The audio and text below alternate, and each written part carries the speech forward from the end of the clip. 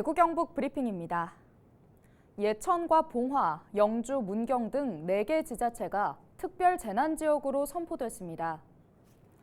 윤석열 대통령은 집중호우 피해가 컸던 경북 4개 지역을 포함해 전국 13개 지자체를 특별 재난지역으로 우선 선포하고 신속한 피해 복구 지원을 행정안전부에 지시했다고 대통령실은 전했습니다.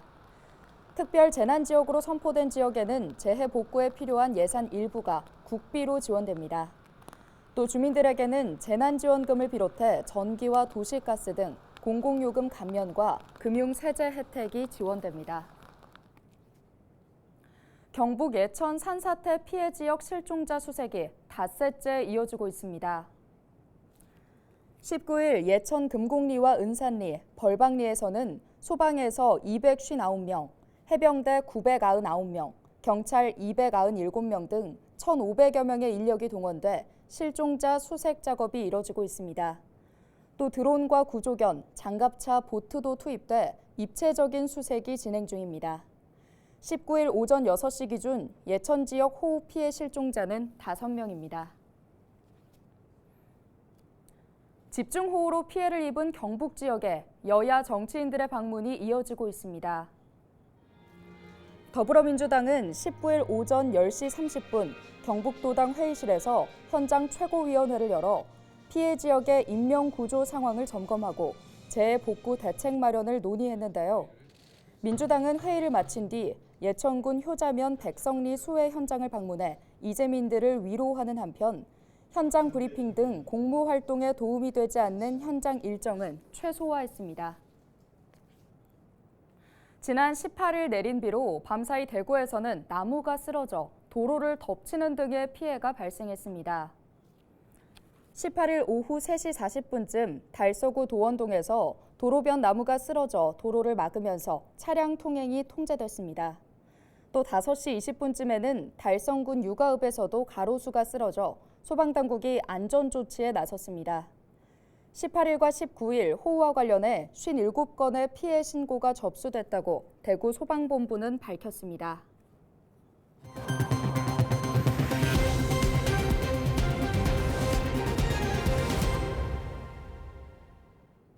최근 장맛비가 내리면서 손목, 무릎 등 관절 통증 느끼시는 분들 많으실 텐데요. 관절의 통증은 기온과 기압이 낮을수록 습도가 높을수록 악화되기 때문입니다.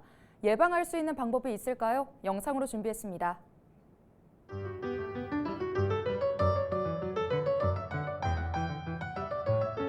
장마철 관절 통증에 대해서 말씀드리겠습니다.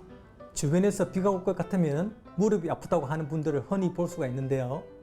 장마철에는 저기압으로 인한 관절내 기압이 팽창해서 신경을 자극하면서 통증이 심해지고 또 습도가 높아서 관절의 부종을 악화시킵니다.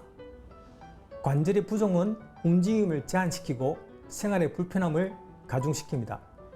관절 통증을 예방하기 위해 실내 습도 50% 이내 유지, 실내 온도 26도 유지하는 게 좋겠습니다. 통증이 있다고 움직이지 않으면 증상 악화가 있을 수 있습니다. 따라서 가벼운 스트레칭과 운동으로 관절을 풀어주는 것이 중요합니다.